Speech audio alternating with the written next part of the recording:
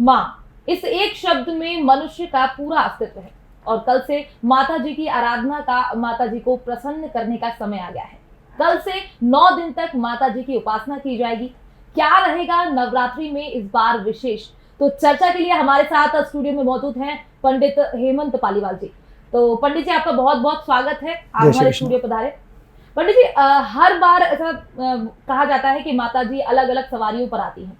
इस बार माता जी गज पर सवार होकर आ रही है, तो क्या प्रभाव रहेगा मनुष्य के जीवन पर उनके गज पर सवार होकर आने का? देखिए, सबसे पहले तो शरद नवरात्रि की आप सभी को हार्दिक हार्दिक मंगलमय शुभकामनाएं। और देवी भागवत के अनुसार माँ भगवती अनेक अनेक सवारियों पर धरती पर आती है।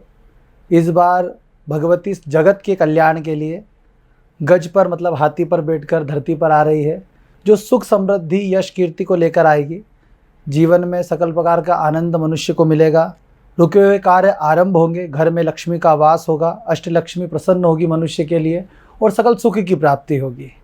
पंडित जी, घट स्थापना के क्या मुहूर्त रहेगा और इसकी संपूर्ण विधि क्या है? जो हमारे दर्शक, कई बार ऐसा देखा जाता है कि पूजा अर्चना करने में कई बार कुछ कुछ गलतियां हो जाती हैं, तो कृपया इसकी सही विधि और मुहूर्त हमारे दर्शकों को बताएं।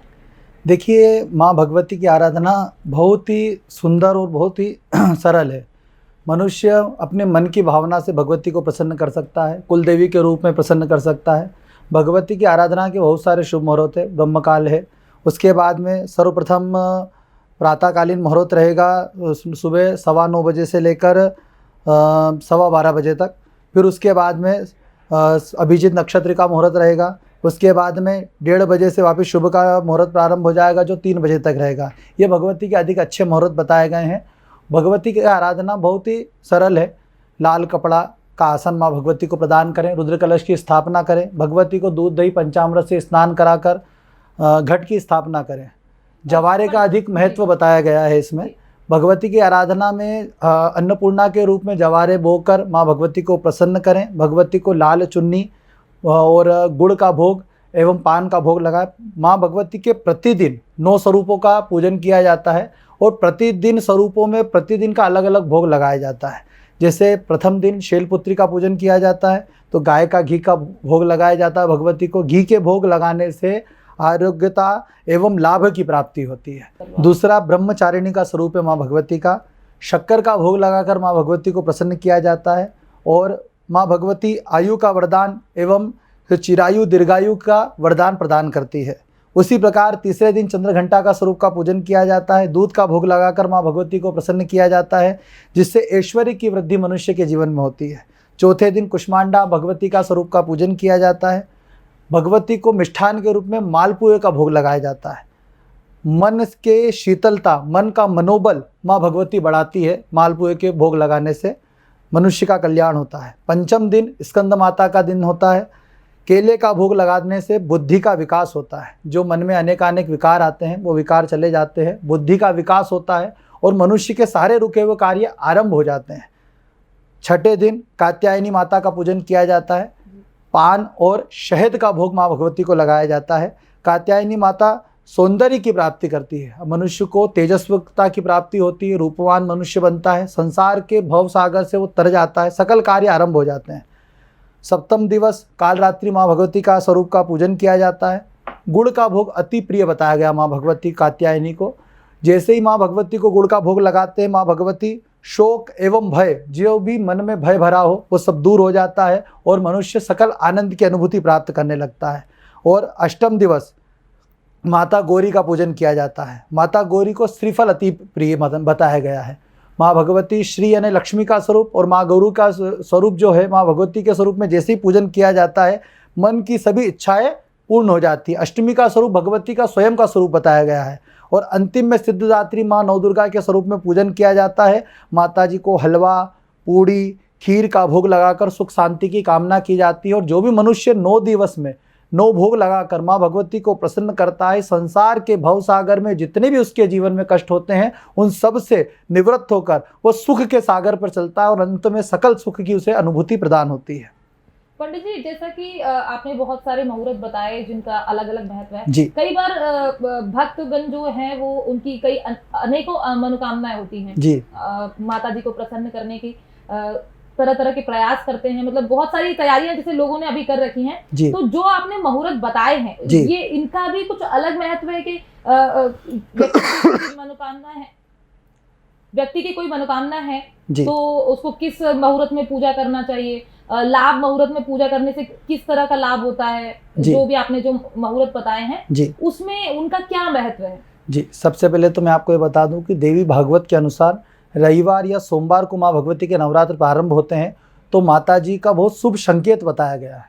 माता जी इस बार हाथी पर, जैसे भी मैंने बताया, गज पर बैठकर आ रही है, तो माता जी सुख समृद्धि लेकर आ रही है।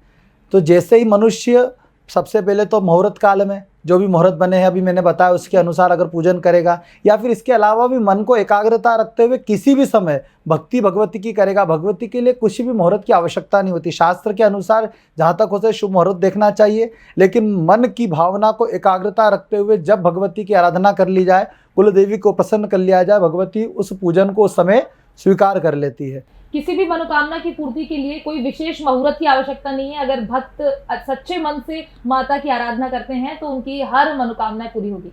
सबसे पहले तो जो हम भगवती की आराधना कर रहे हैं मन की एकाग्रता से करना चाहिए। शास्त्र में वर्णन है कि शुभ मुहूर्त में माँ भगवती की स्थापना करें, पूजन करें, भगवती की आराधना करें, कुलदेवी को प्रसन्न करें। लेकिन जब मन एकाग्र हो जाए, जब हमारा आत्मा से परमात्मा का मिलन हो जाए, हमारा मन भगवती के चरणों में लग जाए, वही शुभ मुहूर्त होता है। उसी समय माँ भगवती की आराधना करें, अपनी कुलदेवी की आराधना करें, नौ दुर्गा का आह्वान करें। इस बार पूरे की पूरे 9 दिवस तक माँ भगवती की आराधना होगी, एक भी दिन क्षय नहीं है। 9 दिवस तक, पूरे नवमी तक पूजन होगा। 9 दिवस के नवरात्र हैं और माँ भगवती सकल आनंद की अनुभूति लेकर इस धरती पर आ रही है और सबका कल्याण अवश्य होगा। इस साल वर्षा भी अधिक होगी, क्योंकि माता जी जब भी गज पर बैठकर आती है तो वर्षा अधिक होती है उस वर्ष। तो इस बार माँ भगवती की कृपा से धरती पर जल वर्षा भी अधिक होगी, लोगों का कल्याण भी होगा, सुख की प्राप्ति होगी, धन की वृद्धि होगी। पंडित जी, जैसे इस बार हमने देखा है कि हर त्योहार जो है वो 2 तिथियों में मनाया गया है। जी। तो इस नवरात्रि में भी ऐसा कुछ संयोग बन रहा है क्या कि एक दिन 2 दिन में पड़ रहा है ऐसा? नहीं, नवरात्रि इस बार पूरे 9 दिवस तक है। प्रथम दिन प्रथमा है, द्वितीय दिन द्वितीया है। उसी प्रकार 9 दिवस तक नवमी तिथि है और भगवती के 9 स्वरूपों का पूजन 9 दिवस तक पूर्ण रूप से हो रहा है। मैंने अभी आपको बताया प्रथम दिन क्या करना है, किस प्रकार भोग लगाना है, किस प्रकार अवधि में रखना। उसी प्रकार 9 स्वरूपों का 9 दिन तक सभी को अपने घर में पूजन करना है। माँ भगवती को लाल वस्त्र एवं पीताम्बर, पीला वस्त्र एवं केसरिया वस्त्र अति प्रिय बताया गया है। जहाँ तक हो सके लाल वस्त्र माँ भगवती को अर्पित करें। श्रृंगार सामग्री यथा योग्य जो बने, मन से जो भी आपके पास यथा योग्य बन सके वो भगवती को अर्पित करें, लेकिन भगवती को भावना से चढ़ाएं। माँ भगवती आपकी अवश्य सकल मनोकामना पूर्ण करेगी। पंडित जी, जैसे भगवान शंकर को प्रसन्न करना जितना आसान होता है, माँ भगवती को प्रसन्न करना उतना ही कठिन कहा जाता है। तो अज्ञानतावश कई बार लोगों से भूल चूक हो जाती है, तो उस भूल चूक को सही करने के लिए, माता को वापस से प्रसन्न करने के लिए भक्त क्या क्या उपाय कर सकते हैं? देखिए, माँ भगवती का पूजन 2 रूप में किया जाता है। एक तो विधि विधान से, दुर्गा सप्तशती के 700 मंत्र हैं। भक्ति और भावना से उन मंत्रों का जाप किया जाता है, पाठ किया जाता है। दुर्गा सप्तशती का नवचंडी पाठ लोग कराते हैं। नवचंडी पाठ के साथ में कुछ लोग विशेष मनोकामना के लिए विशेष संपुट लगवा कर करते हैं। जैसे कोई बाधा होती है तो सर्वा बाधा विलुर्मुक्तो धन धान्य सुतामृता मनुष्यो मत प्रसादेना भविष्यति न संशय, कि मेरे जीवन में जितनी भी बाधाएं वो दूर चली जाए, धन धान्य की वृद्धि हो, आने वाला जीवन मंगलमय हो। ऐसी भावना से इस 700 मंत्रों के आगे संपुट, आगे और पीछे संपुट लगाकर सप्तशती का कुछ लोग पाठ करवाते हैं ताकि सकल मनोकामना की पूर्ति हो।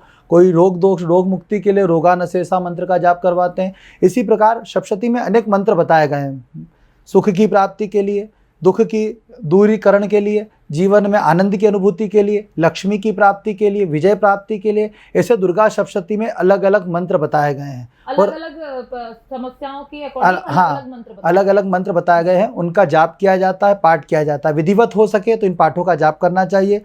सिद्ध कुंजिका का पाठ बने तो सिद्ध कुंजिका का पाठ करना चाहिए। और अगर हमने से ये भी चीज़ ना हो पाए, ओम एम ह्रीम क्लीम चामुंडाय विच्छे का जाप करना चाहिए। भक्ति और करुणा से जो इस मंत्र का जाप करता है, माँ भगवती का बीज मंत्र बताया गया, जो भी मनुष्य करता है सकल पुण्य फल की प्राप्ति उसे होती है। और ये भी ना हो पाए तो मन में भगवती की आराधना, मन में एक दिव्य छवि लाकर भगवती का ध्यान करें और जो भी मंत्र भगवती का आता हो अपनी कुल देवी की नाम लेते हुए उस मंत्र का जाप करें। अवश्य माँ भगवती सकल मनोकामना की पूर्ति करती है। पंडित जी, माता जी को खाने में, भोग में सबसे ज्यादा क्या प्रिय है?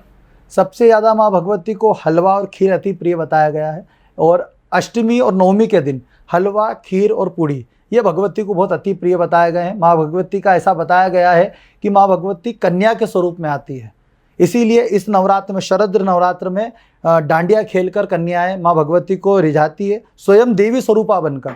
ये जो हम नृत्य देखते हैं अलग अलग स्थानों पर, पांडालों पर, छोटी छोटी सी कन्याएं दिव्य रूप धारण कर कर भगवती के स्वरूप में डांडिया नृत्य करती है। तो भगवती के स्वरूप में आकर एक जैसी डांडिया खेलने लगती है, ऐसा दिव्य छवि लगती है कि स्वयं माँ भगवती डांडिया नृत्य कर रही है और गरबे इत्यादि का कर्म हो रहा है। पंडित जी, जैसा कि इस बार बताया जा रहा है कि कई राशि वाले लोगों पर माँ भगवती की अति कृपा होने वाली है, तो कौन कौन सी वो राशियां हैं और किस कारण से उन पर ये विशेष कृपा माँ भगवती की होने वाली है? देखिए, मैंने भी आपको बताया था कि देवी भागवत के अनुसार माता जी जब भी गज पर बैठकर आती है तो बहुत सारी खुशियाँ लेकर आती है जीवन में मनुष्य के लिए। और इस बार जैसी माता जी आ रही है तो माता जी 12 राशियों को सुख दे रही है ना। भली आज के दिन रात्रिकालीन सूर्य ग्रहण है, भारत में दिखाई नहीं दे रहा, जिसके कारण सूतक काल्य भारत में मान्य नहीं हुआ, लेकिन माँ भगवती के आने से बहुत सारे सुख प्राप्त हो रहे हैं। लेकिन माता जी जब 9 दिवस के बाद जाएगी तो थोड़ा सा रोग कष्ट इस धरती पर आएगा। और क्योंकि किस तरह का मतलब कष्ट देखने को मिलेगा? रोग पीड़ा थोड़े से मनुष्य के जीवन में उत्पन्न होंगे, क्योंकि माता जी जब जाएगी तो मुर्गे के ऊपर सवार होकर जाएगी, तो किसी ना किसी प्रकार से थोड़ा सा कष्ट जीवन में पैदा होगा।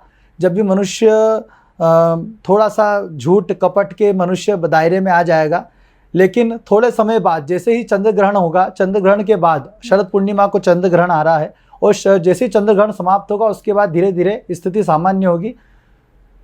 तो ये मतलब नवरात्रि में माता जी के जाने के बाद लोगों को थोड़ा सा परेशानियों का सामना करना पड़ सकता है। जी। ये कुछ विशेष राशि वाले लोगों के लिए है या सभी को इन चीजों का सामना करना पड़ेगा? थोड़ा थोड़ा सभी पर इसी का प्रभाव पड़ेगा। जैसे कि कर्क राशि का प्रभाव, जैसे चंद्रमा की जितनी भी राशियां हैं, चंद्रमा की राशियों पे जरूर प्रभाव पड़ेगा इस चीज़ का।